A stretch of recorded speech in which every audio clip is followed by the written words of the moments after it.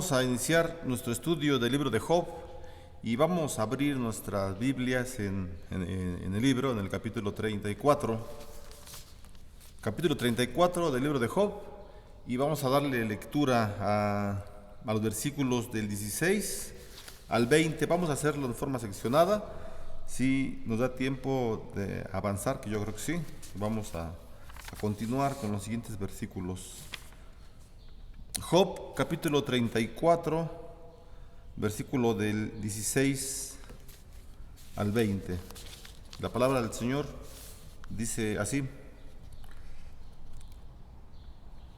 Si pues hay en ti entendimiento, oye esto. Escucha la voz de mis palabras. ¿Gobernará el que aborrece juicio?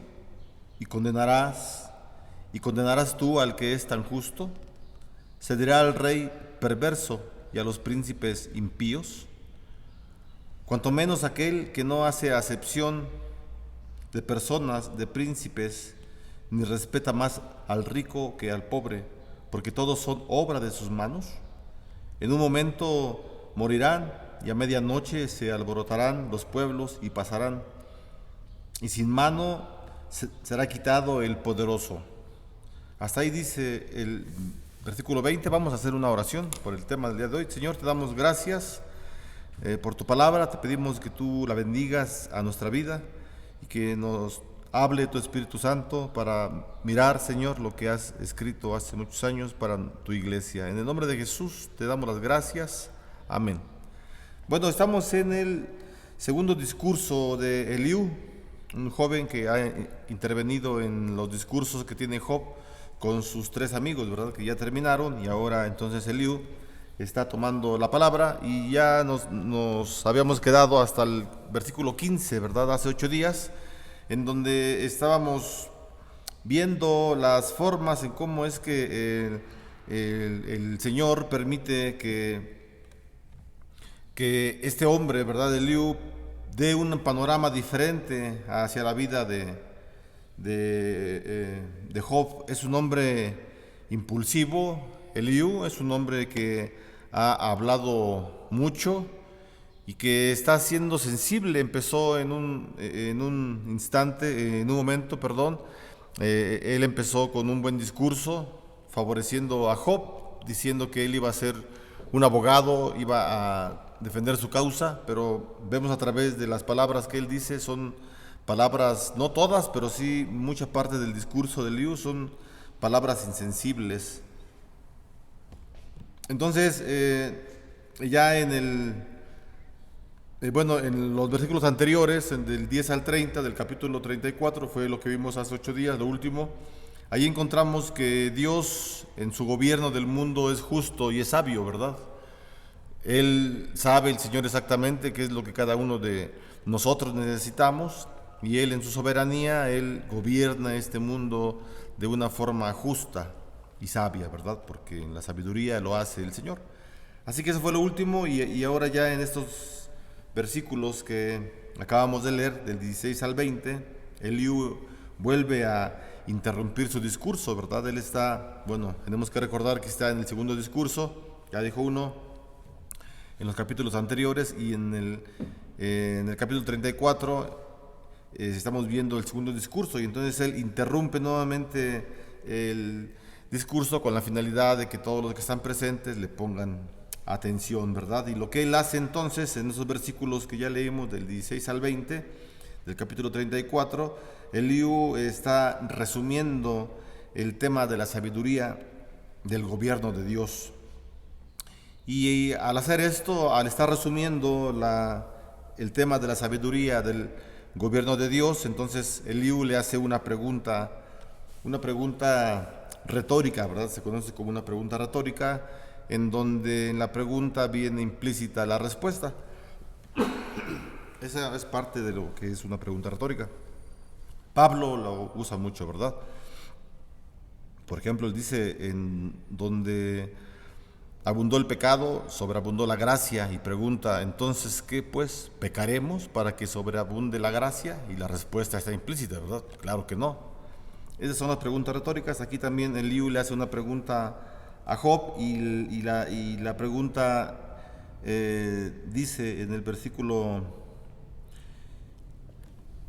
17, le pregunta, ¿gobernará el que aborrece juicio? Es decir, ¿puede ser un buen gobernante alguien que aborrece la justicia? No, la pregunta es no, ¿verdad? Y la otra pregunta que hace, ¿y condenarás tú al que es tan justo? Pues la respuesta es no, tampoco. ¿Y se dirá al rey perverso? Es decir, ¿alguien tiene la capacidad para criticar a un gobernante, a un rey? No, solamente el Señor es el único que tiene esa cualidad, ¿verdad? Ese atributo de juzgar a los gobernantes. Entonces, este hombre le hace este tipo de preguntas a Job y, y bueno, la respuesta es que de ninguna manera, ¿verdad? Puede ser un buen gobernante alguien que aborrece la justicia. En el versículo 18 se ha interpretado, ¿verdad? De una manera, bueno, dice el versículo 18, dice, y se dirá al rey perverso y a los príncipes impíos, bueno, ya lo dijimos, ¿verdad? Que el texto, como se puede leer, es con otra forma de pregunta, ¿verdad? Otras versiones nos dicen el versículo 18 un poco más claro. Por ejemplo, esta versión que estamos considerando dice la pregunta, ¿acaso no es Dios el único que puede decirle al rey inútil y a los nobles malvados? Esa es otra interpretación del versículo 18, ¿verdad? Y pues la respuesta está implícita, claro que no, solamente Dios es el único que puede calificar, ¿verdad?, a un gobernante. Inclusive, ¿verdad?, los hombres más poderosos, con más prestigio, con más poder, con más control en el mundo, no son grandes a los ojos de Dios. O sea, son personajes, sí, grandes en sus tierras, en sus países, pero a los ojos del Señor, pues no se puede comparar, ¿verdad? Entonces, en comparación con Dios, aún el más grande y el más poderoso de los hombres, pues no es absolutamente nada. Entonces, en el versículo 20, hablando de los seres humanos, Eliú continúa diciendo, en un momento mueren a medianoche, los pueblos se alborotan y ellos pasan y sin mano de hombre es quitado el poderoso. Esas palabras de Eliú son palabras sobrias y verdaderas. Cuando Dios permite que la muerte toque a la puerta, Dios es soberano, ¿verdad? Dios o la muerte pues reclama, ¿verdad?, al cuerpo que ya está fallecido y sin ver ninguna condición terrenal o de prestigio o de poder. Todos, hombres débiles, fuertes, ricos, pobres, todos tenemos que morir. Entonces es muy importante que estemos preparados para cuando llegue este evento de la muerte a nuestra vida.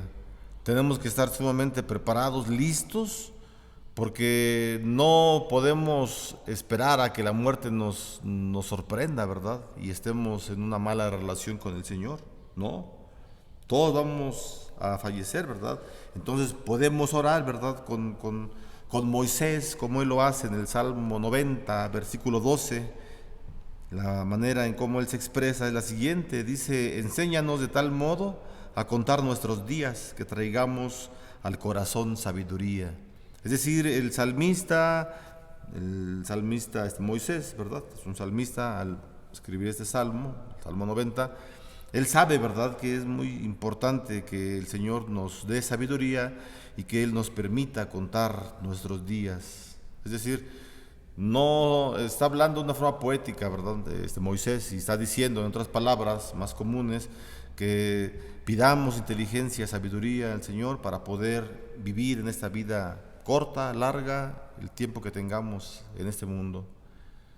La vida es una vida hermosa, es increíble vivir y poder pensar, hacer todo lo que hacemos nosotros, mirar todo lo que podemos observar. Y por eso es que este hombre, ¿verdad? El salmista Moisés, junto con Eliú, están encaminando, ¿verdad?, hacia Job, a que él mire que no es un hombre que es poderoso, fue rico, pero ante los ojos del Señor no es absolutamente nadie. Entonces, como estábamos comentando, ¿verdad?, hace 8 días, los discursos de Eliú, estos 4 discursos que él termina, son discursos que es una mezcla, es una combinación de palabras muy fuertes, muy duras, que algunas veces no se muestra nada de empatía hacia Job, pero también por otra parte son palabras muy diferentes a los 3 hombres que ya habían hablado primeramente con Job. Tenemos que recordar la condición de Job. Job está solo, posiblemente aquí en estos discursos, posiblemente no lo sabemos, pero posiblemente hay más gentes, pero si hay más gente son solamente espectadores. Solamente están viendo la condición de Job, cómo es que él está sufriendo en la pobreza, en la enfermedad, y a los únicos que tiene son a 3 personas, a 4 con Eliú. Y ya dijimos la forma en cómo ellos han estado hablando con Job. Han sido de una forma resumida, han sido severos con Job, muy severos. No están pasando por alto que es un hombre que está sufriendo, que es un hombre que está muy adolecido por todas las penas que él está pasando. Eso es lo que miramos, ¿verdad?, en esta parte, en estos 4 versículos que acabamos de leer. Vamos a dar lectura a los versículos del 21 al 30. Dice la Escritura: porque sus ojos están sobre los caminos del hombre y ve todos sus pasos. No hay tiniebla ni sombra de muerte donde se escondan los que hacen maldad. No carga pues él a hombres más de lo justo, para que vaya con Dios a juicio. Él quebrantará a los fuertes sin indagación, y hará estar a otros en su lugar.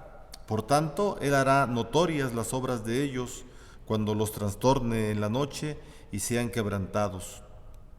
Como amarlos los herirá en lugar donde sean vistos, por cuanto ahí se apartaron de él y no consideraron ninguno de sus caminos, haciendo venir delante de él el clamor del pobre y que oiga el clamor de los necesitados. Y si él diere reposo, ¿quién inquietará? Si escondiere el rostro, ¿quién lo mirará? Esto sobre una nación y lo mismo sobre un hombre, haciendo que no reine el hombre impío para vejaciones del pueblo. De seguro conviene que se diga a Dios: he llevado ya castigo, no ofenderé ya más. Hasta ahí es el versículo 31. Y bueno, vamos a ver cómo es que en esta sección Eliú, que está teniendo la palabra, continúa explicando, ¿verdad?, cómo muestra el Señor su sabiduría y su justicia al gobernar a este mundo. Dice en el versículo 21, los ojos de Dios están sobre los caminos del hombre y ve todos sus pasos. Entonces, la omnisciencia de Dios, ¿verdad? La omnisciencia de Dios es un atributo en el cual Él conoce todo, ¿verdad? La palabra omni, lo que significa es todo, y bueno, la otra parte es omnisciencia o gnosis, conocimiento, son 2 palabras importantes, ¿verdad?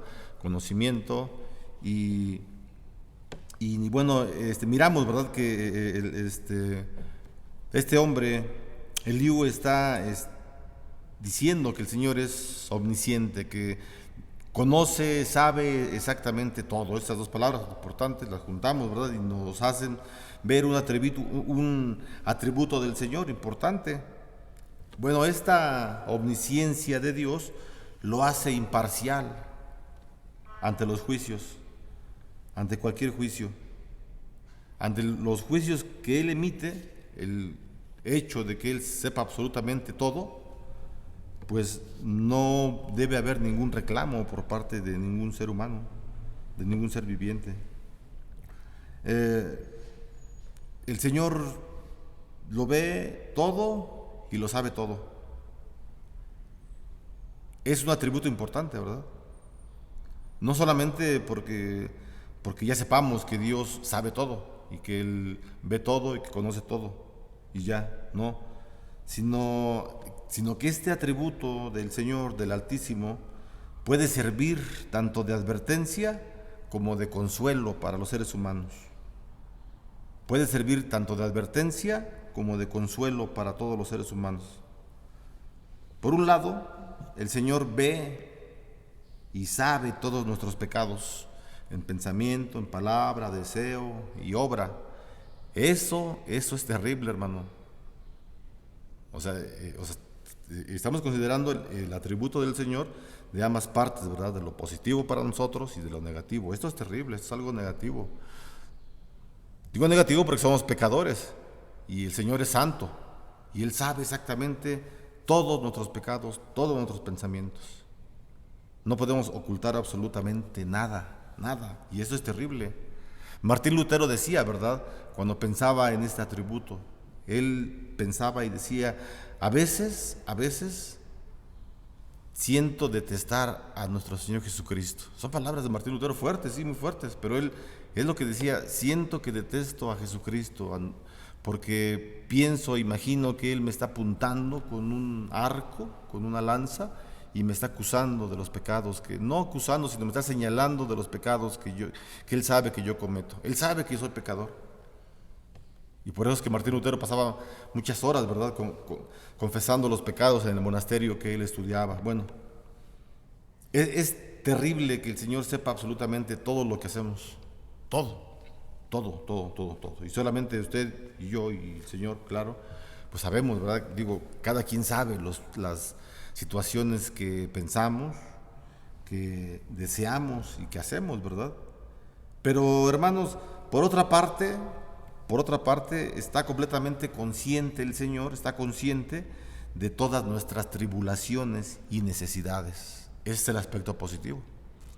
Entonces, la omnisciencia de Dios sí, es terrible para el pecador, claro que sí, porque Dios conoce todo.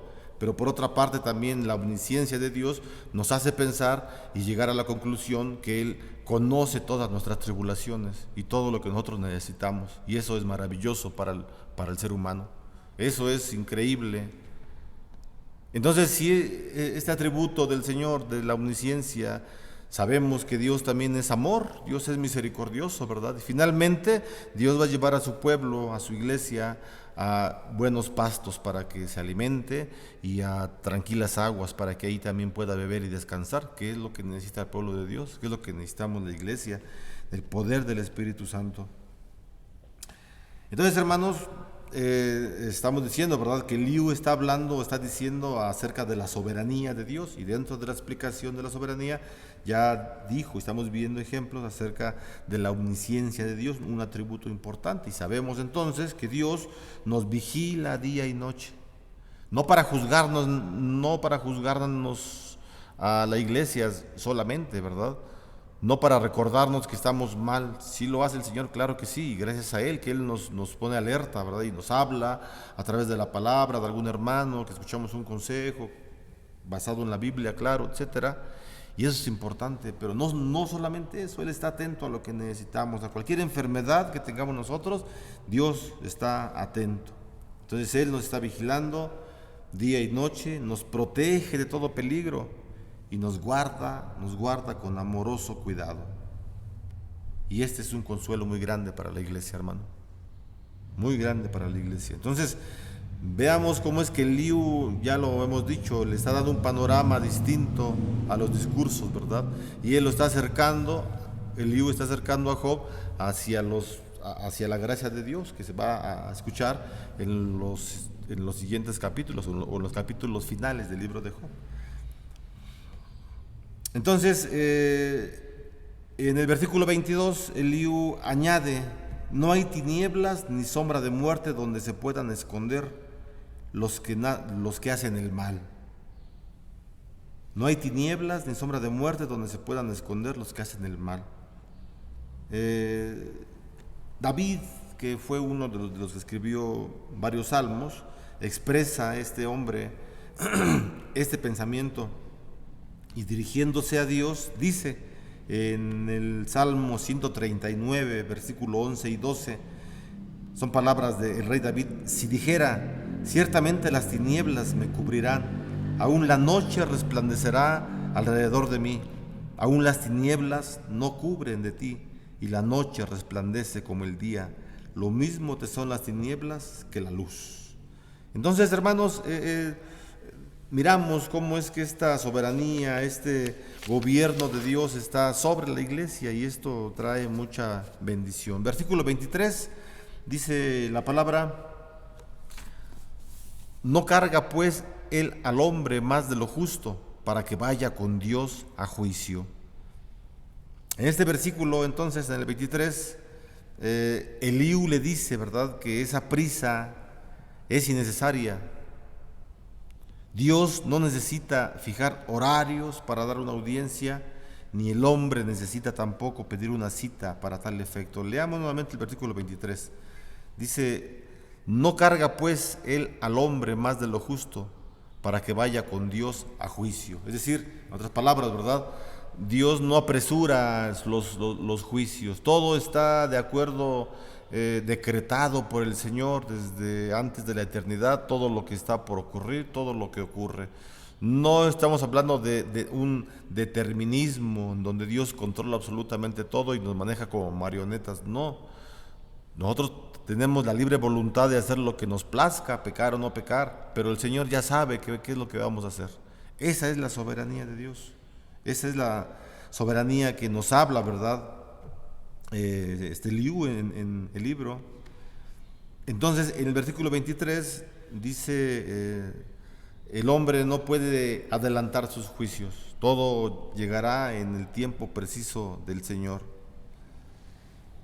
También en su omnipotencia, el Señor, que es otro atributo, puede remover al poderoso y poner a otro en su lugar sin ningún problema, ¿verdad?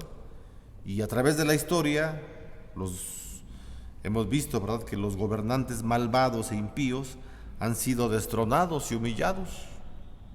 Todos los imperios, el babilónico, el medo, persa, el griego, romano, todos ellos fueron destronados y fueron castigados por el Señor. Eso lo estamos viendo en el versículo 24 al 28, ¿verdad? Es lo que estamos considerando. Dice en Gálatas capítulo 6, versículo 7: no os engañéis, Dios no puede ser burlado, pues todo lo que el hombre siembre, eso también segará. Hablando acerca de los imperios, de los malvados que han sido derrocados por el Señor y castigados por él mismo, ¿verdad?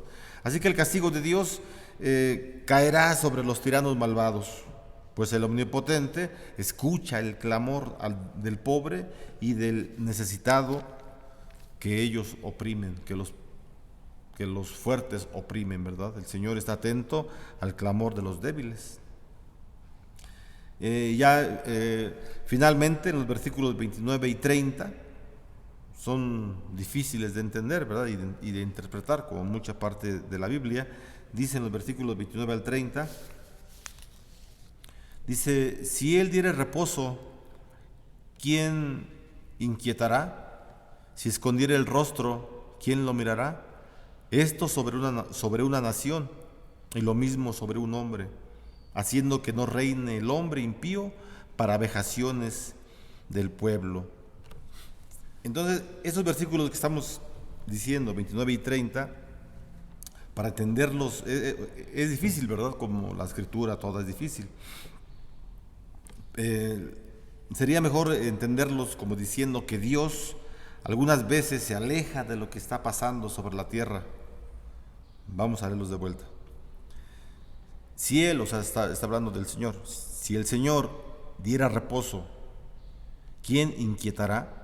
Si escondiera el rostro, ¿quién lo mirará? Esto sobre una nación y lo mismo sobre un hombre, haciendo que no reine el hombre impío para vejaciones del pueblo. Con frecuencia, hermanos, miramos hombres poderosos que aparentemente reinan mal o gobiernan muy mal, son tiranos y aparentemente no les ocurre nada, ¿verdad? Pero podemos pensar, ¿verdad?, que estos malvados tienen el control. Pareciera que tienen el control. Por ejemplo, podemos hablar de Mao Zedong o de Lenin, que fueron terribles con sus pueblos y aparentemente no sufrieron tantas consecuencias como debieron haberlas vivido, ¿no? Entonces se puede pensar que estas personas tienen el control y que la maldad prevalece. Y parece que Dios no oye ni ve lo que está sucediendo, dejando que las cosas sigan su curso. Pero no nos podemos engañar, ¿verdad? A pesar de las apariencias que podamos ver que los malvados no les pasa absolutamente nada y que no tienen ningún castigo, no dejemos engañarnos. Dios tiene siempre el control de las cosas. Estamos hablando de la soberanía de Dios. Eliú le está hablando de la soberanía de Dios a Job. Por eso es lo que estamos leyendo en los versículos, ¿verdad? Dice, si escondiera el rostro, ¿quién lo mirará? El versículo 29. Es decir, hace lo malo, esconde el rostro y nadie lo puede ver. Y aparentemente así es lo que pasa, ¿verdad? Muchas veces, como ya lo comenté, las personas hacen situaciones fuertes, duras, y en apariencia no ocurre nada. Entonces, la aparente lentitud, porque nos puede parecer así, ¿no? Algunos de nosotros, quizás no a todos, pero la aparente lentitud de Dios para actuar no niega su soberanía y su poder. Solo Él sabe, ¿verdad?, por qué no actúa cuando algo está prevaleciendo en cuanto a lo malo. El Señor puede castigar o el Señor puede disciplinar a una nación, permitiendo que un malvado la conquiste o la gobierne. Pues hay un dicho, ¿verdad? Para pueblo malo, gobernantes malos.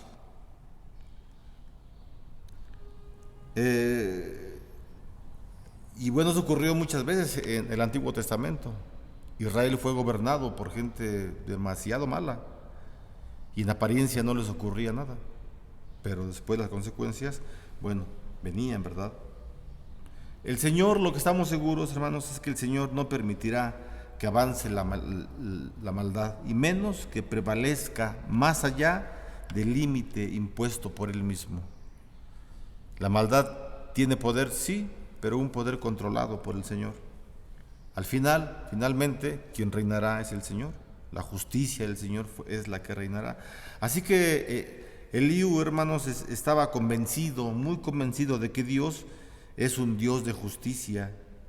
Y bueno, en los versículos siguientes, del 31 al 37, lo que le va a pedir entonces a Job es que no olvide esto, ¿verdad? No solamente en los siguientes versículos, sino en todos los capítulos, en todos sus discursos, Eliú le va a estar pidiendo constantemente a Job que él no recuerde que Dios es un Dios justo, un Dios sabio, un Dios de soberanía. Hasta aquí vamos a dejar el estudio, hermanos, en esta parte.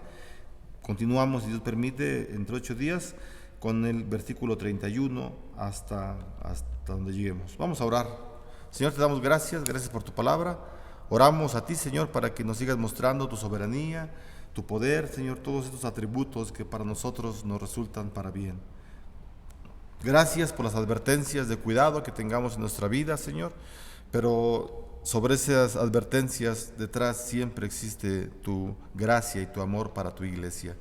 Te pedimos en el nombre de Jesús que tú nos sigas bendiciendo, que bendigas a tu iglesia, Señor, en cada una de sus necesidades, en cada una de sus preocupaciones, Señor, y que siempre puedas hablarnos a la escritura, por tu escritura, a nuestras vidas, Señor, y que podamos obedecer siempre.